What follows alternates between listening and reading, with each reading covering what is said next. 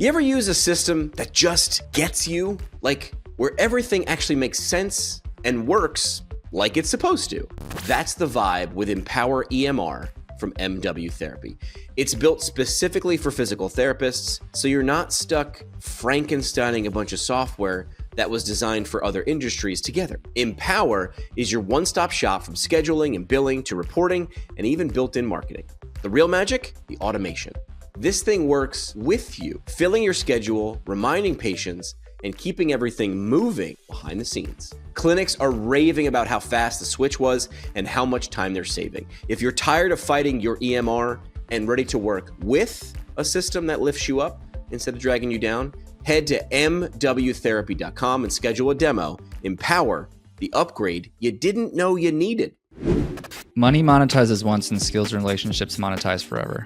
This was something that I was taught younger when I was a mentor, and it completely changed how I approach life and business in general.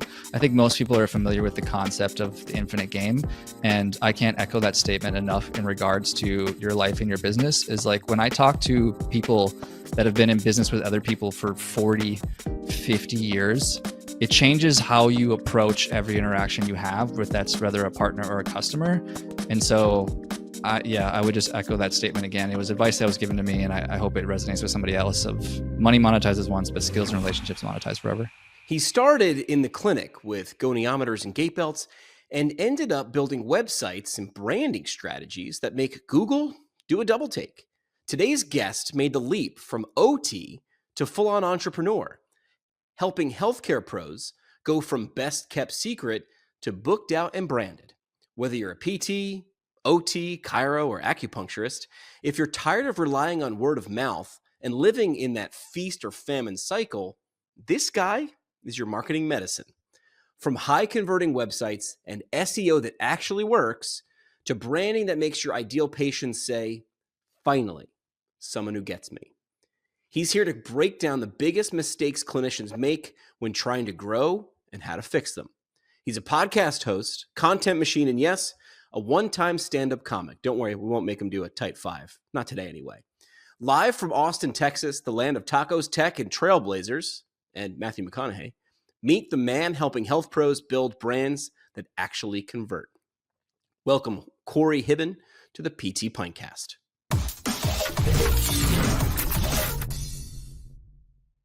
On live radio, and it's hard to come back from that. Corey Hiben, welcome to the podcast. Thanks, brother. Glad to be here. We are both recording in our kitchens, which is my favorite room in the house. Yeah, you might see some cats run by, but it's okay. Nobody will be cooking, so that'll be good. That's okay. It sort of is like when people say you plan a house party and you're like, oh, we're all going to hang out in my living room. I'm like, people just gravitate towards the kitchen. The kitchen is the heartbeat of the house. Where do you actually live? Austin, Texas. Yeah. One of us is smart and lives in Austin, and the other one lives in upstate New York. So right now in April, as we record, it's like, it's warm. I'm like, it's 49. It's not warm. It's warmer than it was, though. So I have a buddy that lives in Winnipeg. He's very well known on the Instagram page. He has like some, I don't know, a couple million followers because he does a daily cold plunge. You might have seen him. His name's Jordan, but he's a buddy of mine. And I just saw his video the other day because he's been cold plunging for, I think, like, I don't know, 700 days or something like that. And it's still like snowing, and there's still snow on the ground. And I was like, no, thank you. We're well past that. Yes. No, thank you. Yeah. So you and I have similarities and differences, and I like similarities and differences. So if someone asks, like, Corey, what's your superhero backstory? Like, what did you do? What are you doing now? And like, how did those two things come to be? How did those two things come to cross? Yeah, I'd say there's almost 3 things. I live at the intersection between business, marketing, and healthcare is really where I live.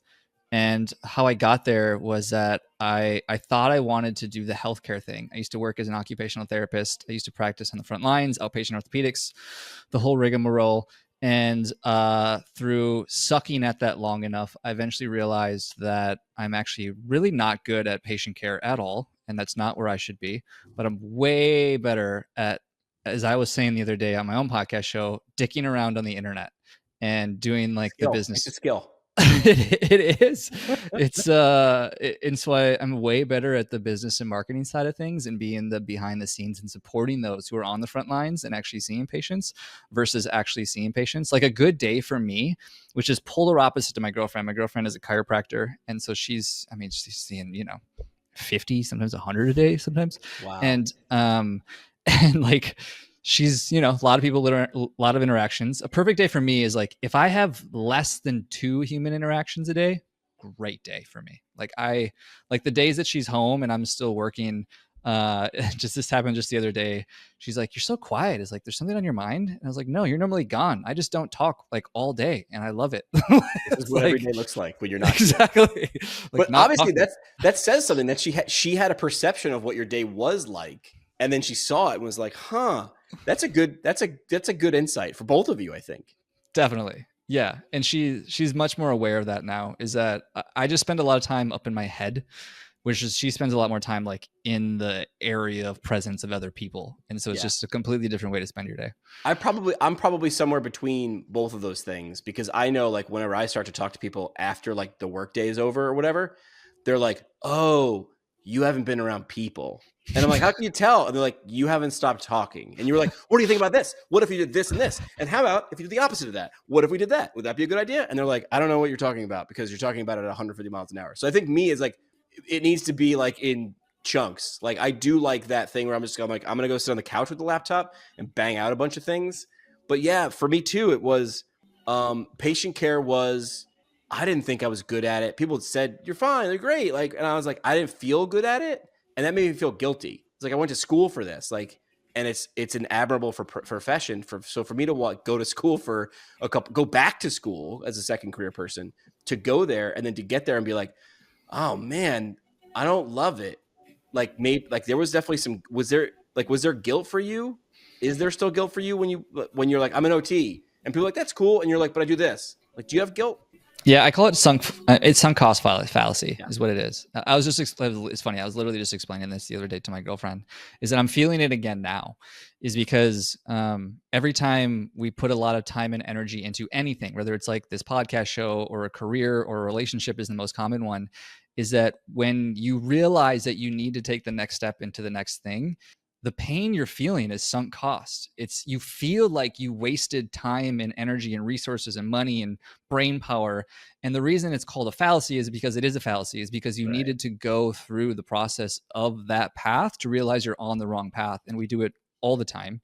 And like I said, I'm feeling it again right now, even with the work that I do now. Is I was previously a lot more broad, seeing like anything from like health coaches and all the way up to like doctors and tech clinics, and now I'm just becoming way more focused and picking a very specific niche, predominantly PTs and chiropractors. And I'm feeling it again because I felt like I put all this time into all the other professions, and now realizing like, damn, okay, had I done this from the beginning, I'd be a lot farther along, yada yada. But again, it's all a fallacy. It's like Yeah. it's just how you feel. It's not the reality of the world. Well, and I love the fact that you bring up logical fallacies, sunk cost fallacy being one of them. We do it with, I mean, I'm guilty, like relationships, like you said, like, well, I've put so much into this that I got to see it through. It's got to go somewhere. And it's like, it's as corny as it sounds. It's like sometimes the journey was the destination. You've ridden this thing out and there's nothing there for you anymore. And the longer you stay, the answer is leave or do the different thing.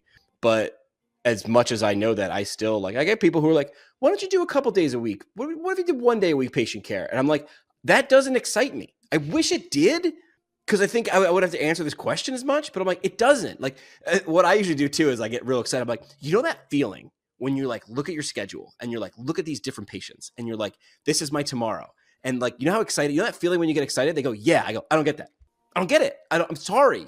But if I look at a calendar, it's like you're going to do these different interviews and you're going to do these phone calls and you're going to do this whatever. I get excited, and I'm only on this rock for a couple of years more. I'm halfway done probably. Right, I'm in my 40s. But like, do the thing that excites you and ignore everybody else. This is an ego problem. I know that. I'm guilty of it. It's funny. I recently learned about this idea of growing into pain. So this ties exactly what you're talking about in terms of seeing your schedule and seeing patients that you don't want to spend time with versus seeing like interviews or conversation or even podcasts like this that does get you excited. So the concept, and this is exactly what I experienced when I was working in healthcare as an OT, was that what I eventually realized, it took me forever to figure this out, but was I was really bad at the marketing side in terms of growing my practice because I didn't want more patients because I didn't want to see Wow, more that is patients. deep. And so like it's true for everything is that we don't grow into pain, right? There's this thing called the pain line. Dan Martell talks about this all the time. Maybe you've heard of it, but essentially it's like when you feel yourself not or stagnating or not doing something, it's a big part of that is very likely is because like you don't want to grow into whatever that thing is. And I've Mm. seen it in my own business happen again and again, is that when more clients or more customers, or in the case of a practitioner, more patients to you feels like more pain, that tells me that like the you rather need to delegate, you need to outsource, you need to somehow get something off of your plate to allow space to draw space between like where you are and where that pain line is to allow you to grow to the next level. Otherwise you're just going to keep banging into it and you don't want to go there, so you're not going to do it, and you just self-sabotage is all that ends up happening. Well, thank you guys for listening into Corey and Jimmy's therapy session for the first 10 minutes. At least that's the funny part is like, I don't need Corey to solve it. We don't need anybody to solve it. I just want to be like, do you also, I'm not the crazy one, right? Like this, other people feel this way. And I talked about this with a woman who was a physical therapist and now she's been on ESPN for a decade and she's on the fantasy. She's like, she does fantasy sports. That was her whole job. Like she was a PT. Now she's on ESPN a dozen times a month during football season. And she's got this crazy podcast. She's on ESPN. She was going in a different direction. She was going from PT to TV or radio. So I'll talk to her. And I was like, I was in radio for 15 years and I now want to be a PT, but now I'm realizing there's a mix. I'm like, but my point is in bringing her up is like, who else was I supposed to talk to that actually understood that? Like 5 years ago, nobody. Now that there's more of these things and everybody's got, podcasts and YouTube and all that, there's more people that could understand it. But for a while there, I was like, dude, I'm weird. I know, like radio DJs shouldn't become PTs and then all of a sudden become a PT radio DJ again. It doesn't make any sense until it does. And you're like, it doesn't need to make any sense to anybody else. It only needs to make sense to you. Yeah, and it only ever makes sense in retrospect anyways, right? Always. Hindsight 2020 is like there's a great quote by Matthew McConaughey, and he says, we're really bad at knowing what we want, but we're really good at knowing what we don't want. So most of figuring things out is via trial and error. As unfortunate as that sounds, is like there's the only shortcut I would say is like having a mentor, somebody that maybe understands your path that you're walking might be the only shortcut. But even then is like, I don't know about you, but I know me personally is like, I still need to put my hand on the fire. I don't know why, but I mean, that's just how I learn, I guess. But yeah. I thought you were going to say the Matthew McConaughey quote was all right, all right, all right. That's a good one too. It is a good one. All right. So you mentioned that you worked with a decent size people, right? Doctors with tech, whatever. And now you're narrowing down, which I think is good. Explain to everybody what do you get to do with those people, or I should say with those people. Like, what do you actually do? In short, I help them break free from the feast and famine cycle. So 99.9% of healthcare professionals, if you were to ask them, how do you generate leads? How do you get patients? I can almost guarantee you the majority of them will tell you word of mouth referrals and local events. That's almost what every single one of them will tell you, which is fine. Those are great. Those are effective. Nothing wrong with those. Those should always be a backbone of a strategy. But the problem with those is they're very time intensive and oftentimes they're incredibly unpredictable. And so you find yourself like you do a bunch of events, you do a bunch of networking, you maybe get some referrals this month and all of a sudden things drop off and then you do it again and again and again and again. So a big part of what we do is we help people with more consistent lead generation. And this often happens what I would call the Google trifecta. So essentially, if you're a local business, which is predominantly what we work with, is like PTs or chiros in the local area, is like the three things you want to guarantee consistent leads is you want to have a well-optimized website, SEO related type things. You want to have paid ads and you want to have a good Google business profile, which means like reviews and fully filled out. If you have those three things, I can pretty consistently tell you, like depending on where you live, is that we can almost guarantee you that you're going to have a consistent flow of leads through those things because those are attracting essentially people that are seeking your services. They're seeking out like chiropractor near me or PT near me. If you're going to be ranked at the top, you're going to be the one that's selected and people are Right. going to choose you. And so that's a big part of what we do, honestly, in a nutshell. All right, let's talk about something that sometimes I feel like if you ask 100 people in marketing communications, whatever it is that you want to call it, what you and I do similarly but differently, the word is brand, right? I feel like if you ask 100 people like what it is, I'm not going to ask you what it is because we could pontificate for, you can just talk. I wind up talking myself in a circle. But what goes into a brand that actually attracts patients, in your opinion? Like, and the flip side of that question would be like, what are providers usually getting wrong with brand? Perfect. Great question. I mean, I have a perfect case study that literally just happened. So before brand, you have to understand positioning. So a brand is only as good as the position it is in the market. For example, I recently worked with a physical therapist who, where is he? Somewhere in Tennessee. I can't remember what city it was, but they were this perfect example of a little bit more broad, a little bit more just serving the local area. There, for the most part, were doing pretty good. They were creating decent content, and they were getting their Google business reviews, and they were getting referrals, and they were doing events, and they were doing what would seem like a lot of good things. But they were missing this piece that you're hitting on perfectly, is this idea of brand. And really what it came down to is like they weren't really positioned in the market to be the obvious choice for somebody seeking their services. So what we did is we essentially figured out, okay, they loved working with runners specifically. They loved the running clubs. The practitioners within the clinic like running. Their patients got the best results when they came in with running issues. So we basically positioned them as the go-to experts of running physical therapy in their local area. And then we created an entire brand around that specifically. So if you go to their website, you'll see that it's like people running. All the vocabulary is talking about running. They have testimonials about runners that were able to have an IT band injury and get back to running. And so we basically just created the brand that would most resonate with that specific person.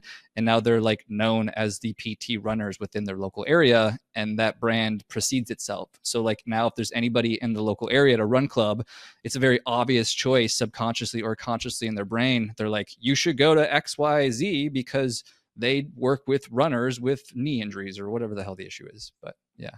Can you have multiple brands in one clinic though?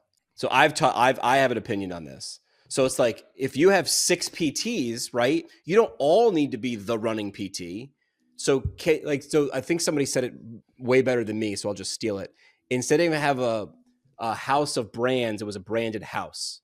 So they were like, you came here, like you understood physical therapy means this sort of ambiguous term, which is like health or something. And then in that, when you got to their website, it was, tell me about you. Are you so you could see sort of elements visually and you knew which way to go because they had 3 PTs who like to help runners and 2 PTs that like to help weightlifters. It was like, this is a place for athletes. And then go a little deeper, which is runners are over here. We got you. And weightlifters are over here and the CrossFitters back there and you're good.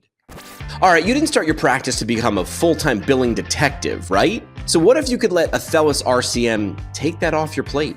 It's AI-powered revenue cycle management that actually gets you paid faster with fewer denials and way less stress. Athelis plugs into your EMR, no messy tech drama, and it starts working immediately. Denials managed, payments tracked, insights clear as day.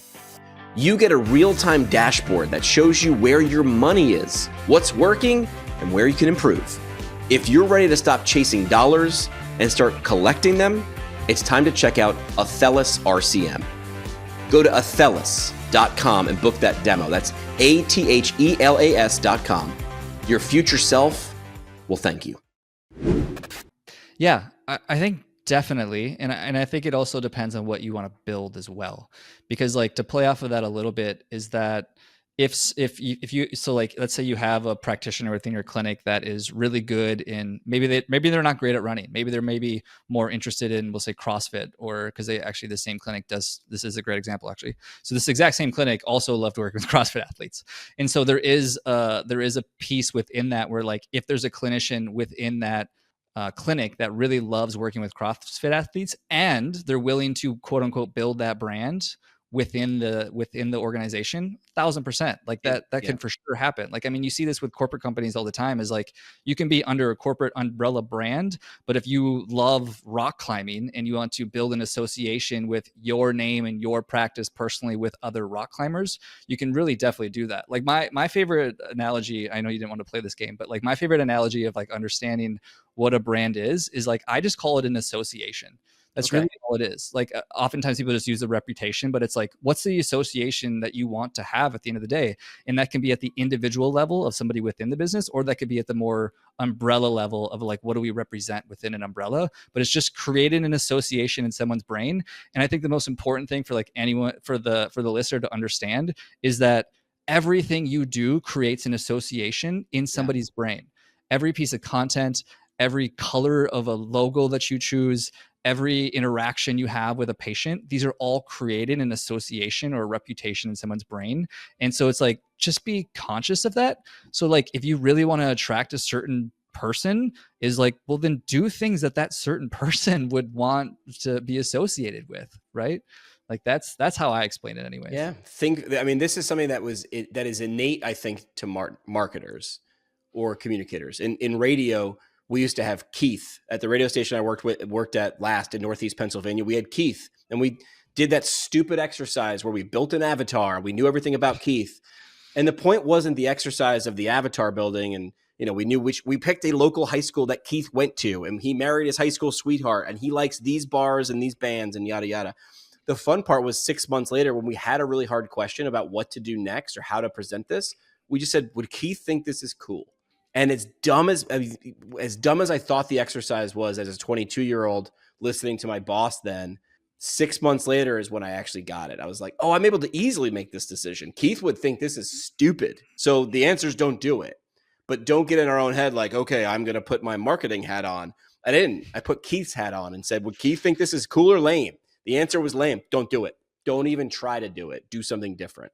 I've even heard of people going as far as printing out a billboard, or like a cutout. I mean, not a billboard, like Oh, a yeah. cutout of the person, quote unquote, and then having that in their office or whatever it is, just as a constant reminder. Actually, there's a company that I know very well that did this. So a lot of the websites we would build on is a platform called Webflow, and I was able to meet the founder. Super cool guy. He came to Austin for South by Southwest, but that was one of the things that he talked about on a keynote that he did, was that they literally, like, when they started Webflow, the company, which is, I think, evaluated at like, God, it's a lot. I don't want to say B with a billion, but I could have swore that was the last I heard. But they were able, like, how do you do that? And it was like, well, we got very clear on our avatar to the point where our mentors had us print out a cutout of who it was. And every time we had a decision, like you said, we looked at the cutout and we go, what would they want? And that's how we made our decisions. Yeah. And it's stunningly, it feels like an oversimplification, but it's not. Because in radio or in website design, without Keith or whoever their avatar was, we don't exist, right? It's just us talking to the void, or that person offering a bunch of tools that no one uses. So if you stop paying attention to that customer, and I think that's a bad word in healthcare sometimes, seen as it is. Well, customers, like, I'm the expert. I'm here to tell you what you need. And that consumer or customer is going to go, oh yeah? And they're not going to stick around, or they're going to come and not like that experience because you built it for the wrong person. You built it for you. To me, that's a big mistake. Yeah. And it's especially in the healthcare industry, is, I mean, like, if you look at any giant healthcare conglomerate, that's exactly what you described is exactly how it feels for most people. Yeah. Is that they don't even feel like they are the ones that getting the care. It feels like I'm just doing whatever I'm supposed to be told, and here's this prescription, and just follow this rudimentary thing, and no question why no one's getting better. Shocker. Yeah, you shouldn't be surprised. You talk a lot about websites needing to convert, not just look pretty, right? So let's talk about must-haves, because I want someone who's listening right now to go, ooh, I got like 2 out of 3 of those, but not the third. So what are must-have elements you think every clinic-specific website needs to move someone from browsing to booking and walking in the door? Yeah. So when I first got into this industry, it was as an OT transitioning into my first job gig or whatever was essentially freelance website design. And in my brain, I had this idea that like you just need a pretty website. And so I'll never forget my very first client that I actually worked with. She was a health coach in my local city. I actually just happened to find her on Google Maps, and I shot her a cold message, and I was like, "Hey, I think I can do some things to your website to make it look better, blah, blah, blah, whatever." And she was super sweet. I still talk to her to this day. She's an incredible human. And I did some things to her website. And to be super transparent with you, this was about 5 years ago. It is very unlikely that anything I did, even remotely, drove business to the bit. No. Like it, you know what I mean? Like, yeah, I made some changes. It might have looked better, but in regards to like actually affecting what everybody wants, which is revenue within their business, not a chance. And it's because like at the time I didn't understand that like a website is just a tool at the end of the day. And it's like every scenario is different in how you use the tool. And so I would say there's really three things that we look at on every single website, and it's traffic, conversions, and trust, essentially. And there's many ways to attack these problems, but for the most part is if you don't have anybody going to your website, kind of back to my example about having just a pretty website, who cares? This is literally like having a clinic in the middle of Bodunk, Alaska with no road to it. Great. It's awesome that you have a clinic there. Maybe it looks super awesome, but if nobody's going to it, it is a complete waste. And that's what most people do. And that was honestly what I thought about in terms of websites as well, is that I thought it was like the classic build it and they will come. I promise you they will definitely not come. So the first thing you understand is like, do you have traffic to your site? Now that we have traffic to the site, the next thing you need to consider is like, how do we convert it? The most basic thing that anybody can do, which is funny to me because I audit websites all the time. And it's like literally the simplest thing that you could do to just, if you did nothing else but this thing that I'm about to tell you next, I guarantee you would increase in conversions, assuming you have traffic to your website. And you need to answer three questions when somebody immediately adds on your website. It's what do you do? What problem do you solve? And what action do you want people to take next? Example, that previous example that I gave you before in terms of the physical therapist, we do physical therapy I think they're in Knoxville, Tennessee. We help runners get back to running. That's a bad example, but something along those lines. Click this button to schedule an appointment, book a call, download this lead magnet, whatever it is, right? Very simple. 70% of traffic never makes it past the top of a website anyways. So everything else you do on the website is probably super cool. Other than that, it's probably not that important. And then the other thing too is the third thing I was going to hit on is trust, is that there's no arguing that the strongest, I guess, lever that you can pull in trust building is some sort of reviews, testimonials of some form. This could come in Google business reviews where you literally put like how many reviews you have on the website. This could come in people like with a video. This could come in text. Not all trust and testimonials are created equal. So it's really important to remember that, is that if you just have a text on there, people are less likely to trust it if you think about your own shopping behaviors versus if you have like a third party on there, like Yelp reviews or Google reviews or something that's on a third party, way, way, way higher trust because they know that it's actually a legitimate human and was probably vetted on some level. But if you have those three things, guaranteed that you're going to convert more leads. That. That felt actionable, and everybody likes threes, like Stooges and Blind Mice. But honestly, like you get it. Like it's same as like exercise prescription or task. It's like if we give them 20 things to do, they're going to do 0. If you give them 3, you got a chance. So that's what I like. So you did mention that feast or famine cycle. What's one low-hanging marketing move someone might make this week to get momentum? Just one simple thing. I mean, because changing the website isn't simple, right? Well, I should say it's simple, but it's not easy. That's going to take some time and investment, and you should.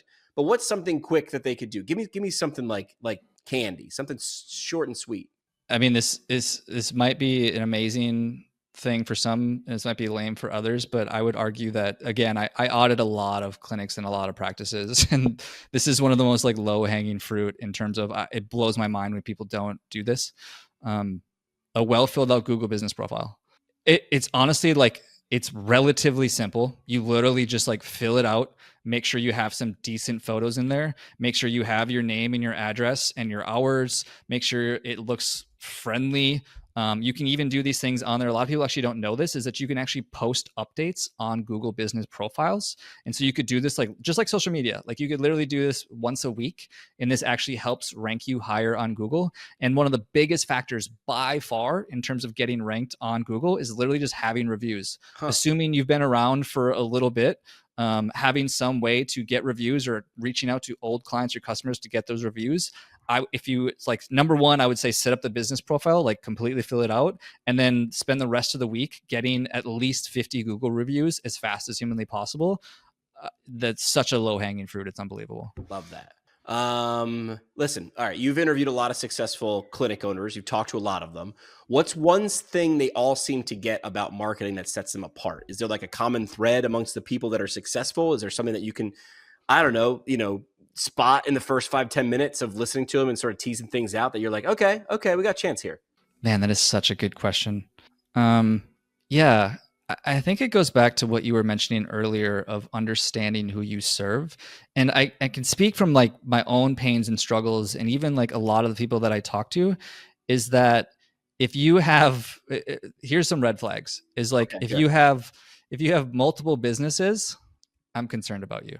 If it's like, what do you do? And you talk about like the 7 different services that you offer, I'm concerned about you, right? If it's like, how consistently are you engaging with your clients and customers? And it's like once in a while, I'm concerned with you, right? It's like, really what we're looking for is just to be so hyper niche focused on who we serve and what specific problem that we help them solve. Every other challenge that most people deal with gets 1,000 times easier in terms of like, what sort of marketing should we do, or how should we position ourselves in the market, or what sort of content should we create, or who should we be reaching out to, or what sort of events should we attend, is like all those questions get so much easier and so much simpler when you're hyper focused.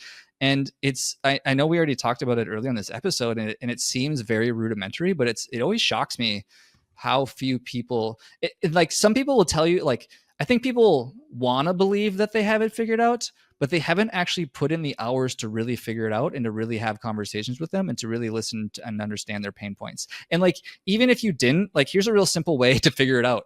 AI. Go on AI and be like, here's my person that at this moment that I think I really want to help and serve. What are other challenges, pain points, and struggles? That's a really good place to start. And now you actually have some idea of how to help them. It's a great sounding board. I like that. All right, we're going to do speed round. Corey, are you ready for speed round? Let's do it. All right, we're going to do hit or hype. Corey, I'm going to give you common healthcare marketing trends, and you got to call out whether they're worth the juice, a hit, or just overhyped noise, hype. Are you ready? I'm ready. All right, number 1, Instagram Reels are the best way to grow your practice. Is that a hit or a hype? Total hype. All right. It's nice, right? I'm sure it could be part of the mix, but it can't be I said best. It can't be the best. I know this is rapid fire, but Go can I spit? I want to spit for 1 second on that. So there's a difference between interruption marketing and capture marketing, essentially. And so social media is a great form of like interrupting somebody. Somebody's scrolling and they're like, oh my God, there's a clinic near me. That's really interesting, but I don't really care that much because I'm doing other things and I just want to be entertained. Versus capture marketing, which is like the SEO and the Google business profile things, where it's like somebody's like searching to solve a problem, way easier to convert than a social media. Social media works, but it's a different strategy. It's much more long tail. There's also a lot more nurturing. Versus capturing is like somebody wants you like today and they're willing to call you. Different. Way easier to convert. So different. All right, number 2 on the list. Your logo, Corey, is the most important part of your brand. Is it the most important part? Hit or hype? Hype. Nobody cares. Yeah, you care. I think the owners care. And they're like, well, what does this image say about me? It's like people barely look at it. I think a good one, like once you find it, I think the good one is the one you've used for a while, as long as it's not bad. And bad is subjective. Yeah, nobody cares. All right, here's the next one. Hit or hype. Google reviews are better than SEO. You've got to pick one. Was Google review better than SEO? One's got to stay, one's got to go. Yeah, I'd say so. Because like back to my earlier point, social proof is the biggest factor in today's world. People are so sick of being like scammed, and trust is a huge issue for a lot of people. And Google reviews is by far one of the highest ranking factors for trust building. And so I mean, all the clinics that I work with, the ones that are crushing it and like pushing 7 figures, have like gone hard on getting like hundreds of Google reviews for a reason. Smart. Hit or hype. TikTok is where all the new patients are, Corey. Depends on your business. Ooh, I like you can go depends. You can go depends. I mean, if your patients are young, I mean, maybe. Yeah. All right. Last one. Email marketing is dead. Hit or hype? Total hype. There's not a chance. It's still the most powerful marketing by far. It's deep. And if Yeah. you give value, you can get attention. I love I mean, I love these two phrases: pay attention, spend time. And everyone's like, they're obvious. I'm like, it's pay and spend, attention and time. You got to give one to get the other, and it's got to be worth it. It doesn't mean monetary all the time either. Pay attention. The pay and pay attention could be like good information, a 32-minute podcast episode that felt like I got more information than the time I needed to give to get it. So it's email marketing. I agree. Certainly not dead. Corey, last thing we do on every episode is called the parting shot. Last chance for a mic drop moment, soapbox statement, anything. What do you want to leave with the audience as we wrap up?